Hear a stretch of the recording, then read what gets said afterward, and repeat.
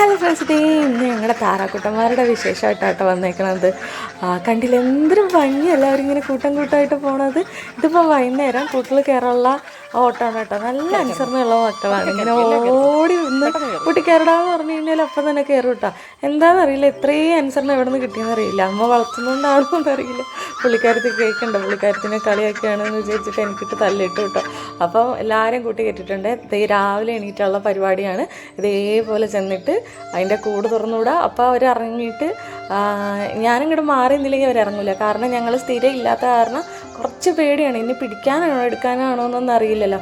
അപ്പോൾ ഞങ്ങളിങ്ങനെ മാറി നിന്നപ്പോൾ ദേ കണ്ടില്ലേ ഓരോന്നിട്ട്. ഇത് ഒരു കൂട്ടിലിട്ടേക്കുന്നതാണ് കേട്ടോ. അതിന് മീൻസ് ഇപ്പം ഈ ഇടയ്ക്കായിട്ട് അങ്ങനെ വിരിയിച്ചിട്ടൊക്കെ വന്നിട്ടുള്ളൂ. അപ്പം അമ്മ അത് അങ്ങനെ മാറ്റിയിട്ടേക്കാണ് കേട്ടോ. കണ്ടോ, ഇറങ്ങി നിന്നിട്ട് അവരെ വിളിക്കുകയാണ്. ഇറങ്ങി വായോ എന്ന് പറഞ്ഞിട്ട് വിളിക്കുകയാണ്. അവരെ കളിയാക്കി വിളിച്ചുകൊണ്ടിരിക്കുകയാണ് കേട്ടോ.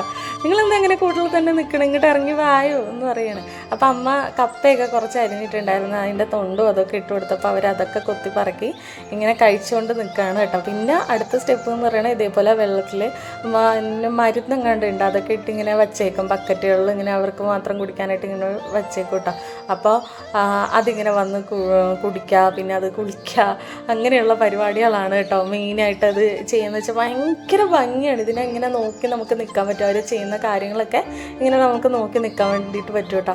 അവർ പിന്നെ വന്നിട്ട് തീറ്റ കഴിക്കുകയാണ് കേട്ടോ. അതിൻ്റെ ആ തീറ്റ അമ്മ വെച്ച് കൊടുത്തിട്ടുണ്ടാവും, അത് കഴിക്കണം. ഒരാൾ അവിടെ നിന്നിട്ട് ഇപ്പോഴും എന്താണ് കുളിച്ച് വൃത്തിയായിക്കൊണ്ടിരിക്കുകയാണ്. അങ്ങനെ ആണ് ഇതിൻ്റെ കാര്യം എന്ന് പറയുന്നത്. അപ്പോൾ ഇന്നത്തെ വിശേഷം